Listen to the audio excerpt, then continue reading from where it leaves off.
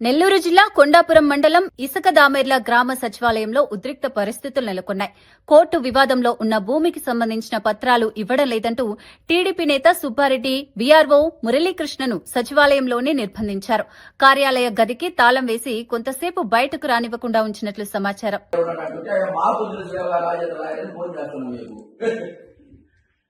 చెప్పండి మీరు నేను చూసుకుంటానని చెప్పండి ఒకసారి మాట్లాడు. హలో హలో అది సుక్కల భూమి రాసిందో రికార్డు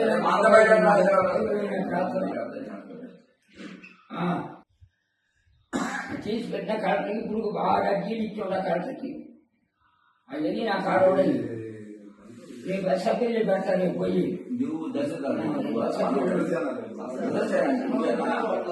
నేను గుర్తుపట్టి ఆక్రమించాను